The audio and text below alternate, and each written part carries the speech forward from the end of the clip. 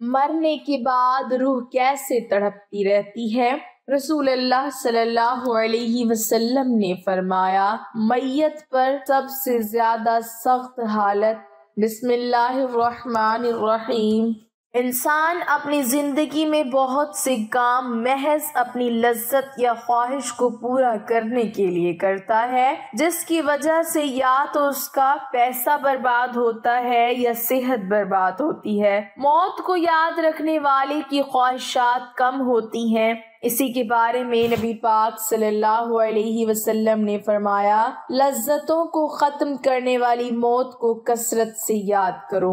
بارگاہ رسالت میں عرض کی گئی، کون سا مومن زیادہ عقل مند ہے؟ ارشاد فرمایا، موت کو کثرت سے یاد کرنے اور موت کے بعد کے لیے اچھی تیاری کرنے والے، یہی لوگ زیادہ سمجھدار ہیں۔ ہر شخص کی جتنی زندگی مقرر ہے اس میں نہ زیادتی ہو سکتی ہے نہ کمی۔ جب زندگی کا وقت پورا ہو جاتا ہے اس وقت حضرت عزرائیل علیہ السلام قبض روح کے لیے آتے ہیں اور اس شخص کے دائیں بائیں جہاں تک نگاہ کام کرتی ہے فرشتے دکھائی دیتے ہیں۔ مسلمان کے آس پاس رحمت کے فرشتے ہوتے ہیں اور کافر کے دائیں بائیں عذاب کے۔ اس وقت ہر شخص پر اسلام کی حقانیت آفتاب سے زیادہ روشن ہو جاتی ہے، مگر اس وقت کا ایمان معتبر نہیں، اس لیے کہ حکم ایمان بالغیب کا ہے اور اب غیب نہ رہا بلکہ یہ چیزیں مشاہدہ ہو گئیں۔ مرنے کے بعد مسلمان کی روح حسب مرتبہ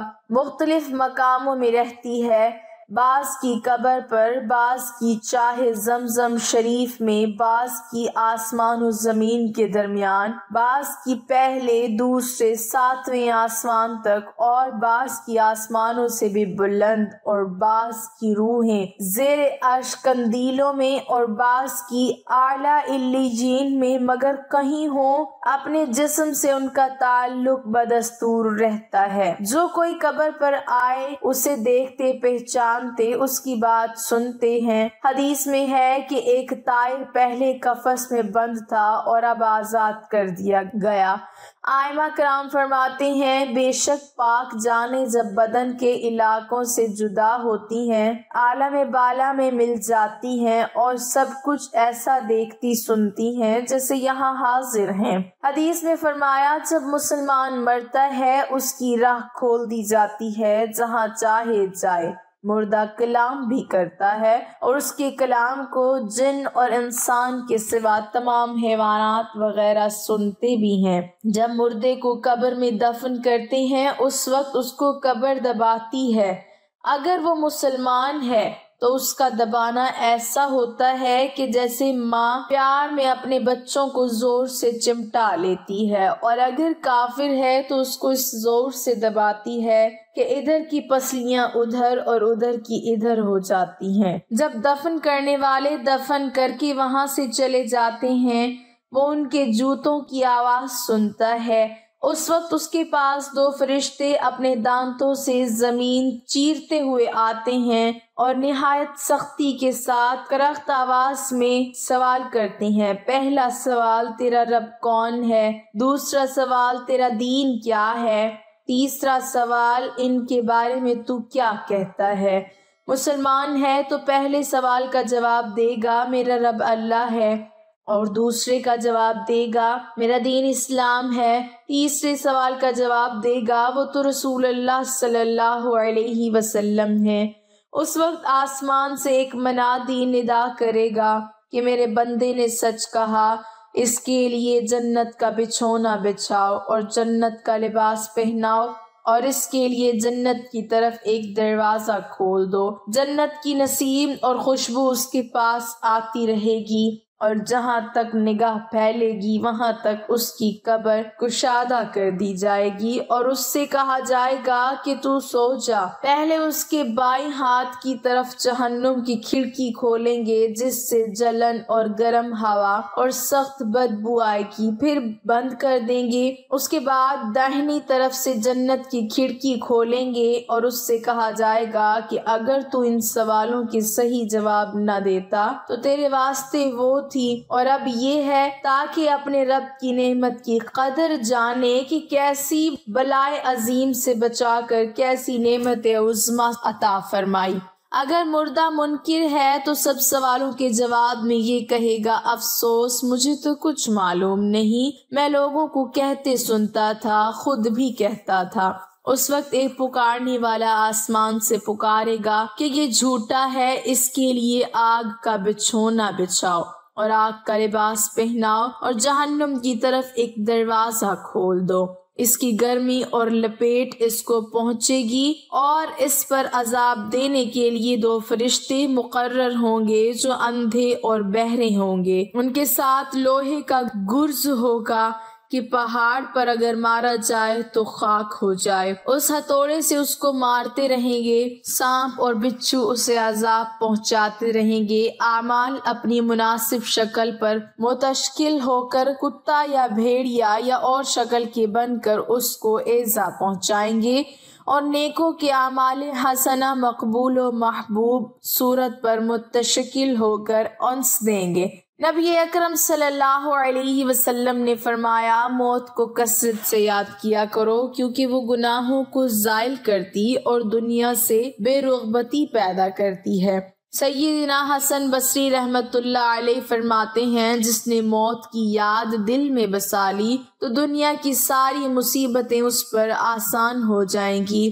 ایک خاتون نے ام المومنین حضرت عائشہ صدیقہ رضی اللہ تعالی عنہا کی بارگاہ میں دل کی سختی کی شکایت کی تو آپ نے فرمایا موت کو کثرت سے یاد کیا کرو، تمہارا دل نرم ہو جائے گا۔ ناظرین، حضور صلی اللہ علیہ وسلم نے فرمایا موت کے بعد روح کیسے پکارتی ہے؟ میت کو سب سے زیادہ درد کب ہوتا ہے؟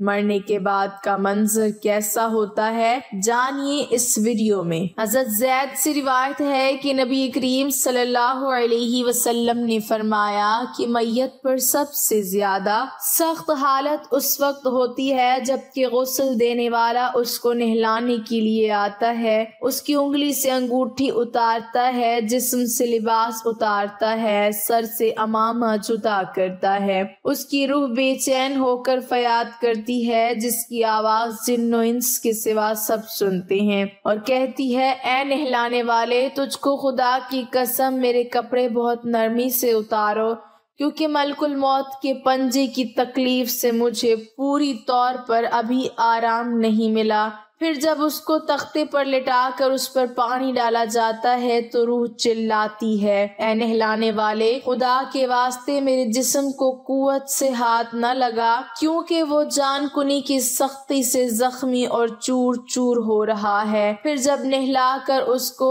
کفناتے ہیں اور پاؤں کی طرف سے باندھ دیتے ہیں تو روح کہتی ہے اے غسل دینے والے خدا کے لیے ابھی سر کی طرف سے میرے کفن میں گرا نہ لگا تاکہ میرے بیوی بچے اور تمام رشتہ دار دنیا میں آخری بار میری صورت دیکھ لیں کیونکہ آج میں ان سے بچھڑ رہا ہوں اور اب قیامت تک یہ میری صورت نہیں دیکھیں گے۔ پھر جب اس کا جنازہ تیار کر کے گھر سے باہر نکالا جاتا ہے تو روح پکارتی ہے اے جنازہ اٹھانے والوں خدا کے واسطے ابھی جلدی نہ کرنا تاکہ میں اپنے بال بچوں اور عزیز و اقارب سے رخصت ہو لوں۔ اے جنازہ اٹھانے والوں میں اپنی اولاد کو آج یتیم اور بیوی کو بیوہ چھوڑے جاتا ہوں، خدا کے لیے میرے بعد ان کو تکلیف نہ دینا، میں اپنا گھر اور مال و اسباب دوسروں کے لیے چھوڑے جاتا ہوں، اب یہاں کبھی واپس نہ آؤں گا اور قیامت تک کسی کی صورت نہ دیکھوں گا۔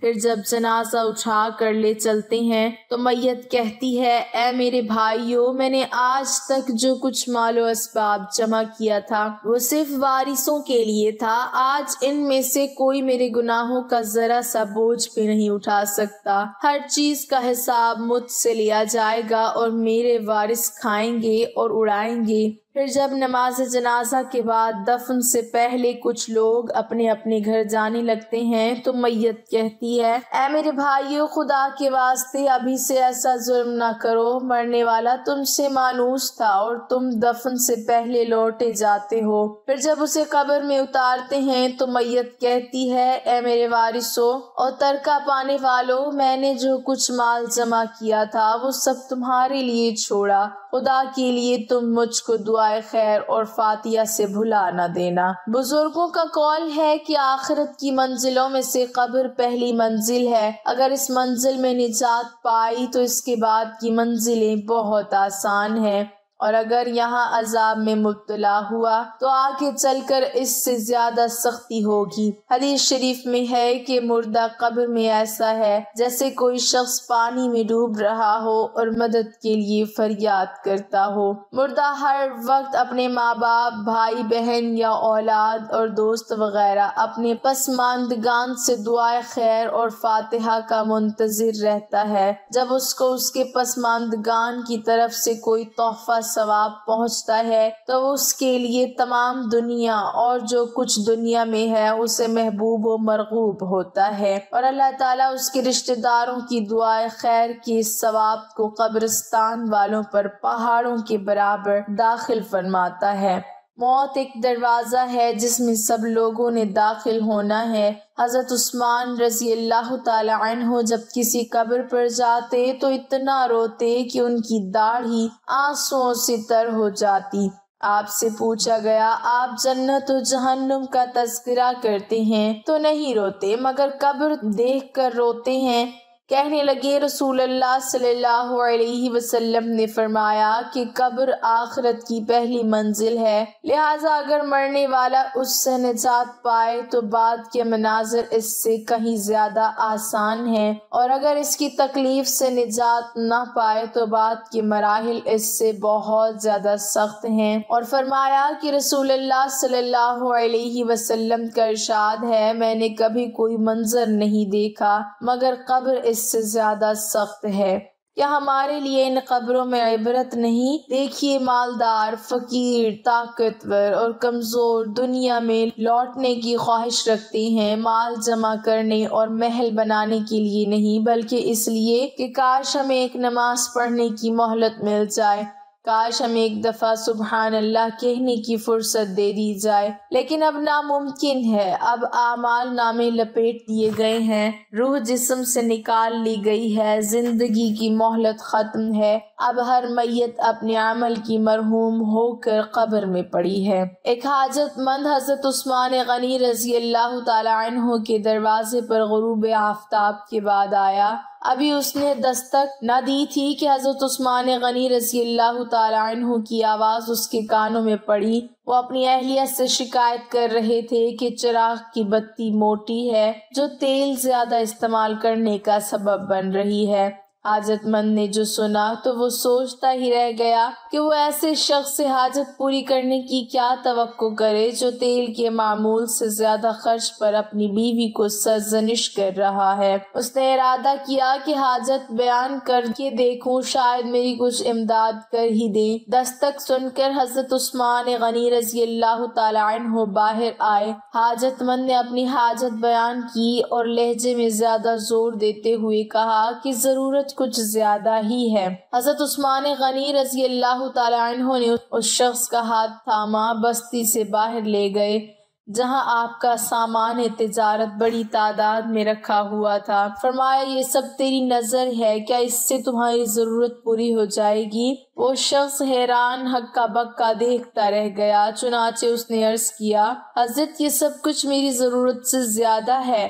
امیر المومنین نے فرمایا، مجھے خوشی ہے کہ یہ تمہاری ضرورت سے کم نہیں۔ اس شخص نے کہا، اے حضرت ایک بات بتائیے، چراغ کی بتی قدرے موٹی ہو جانے پر آپ اپنی زوجہ محترمہ کو سرزنش کہہ رہے تھے، حالانکہ چراغ اس قدر روشنی رکھنے میں شاید صرف 1 درہم کا تیل استعمال نہ ہوتا، وہ تو آپ کو گوارا نہ ہوا، اور یہاں ہزاروں کا سامان مجھے بلا تحمل دے رہے ہیں۔ تب آپ نے فرمایا بھائی چراغ میں تیل کا زیادہ اسراف ہے اور زیادہ اسراف اللہ کو پسند نہیں، اور مجھے اللہ کے حضور اپنے اعمال کی فکر رہتی ہے۔ یہاں مجھے فکر اعمال لاحق ہے، اس لیے میں نے سرزنش کی سامان تمہیں اللہ کی خوشنودی کے لیے صدقہ دیا ہے، اس پر اجر کی امید ہے اور وہاں پر حساب کا خوف ہے۔ اللہ تعالی ہم سب کو دین کی سمجھ نصیب فرمائے اور ہمارا خاتمہ ایمان پر فرمائے، آمین۔ ناظرین، کمنٹ باکس میں اللہ تعالی کے 99 ناموں میں سے ایک نام ضرور ٹائپ کریں۔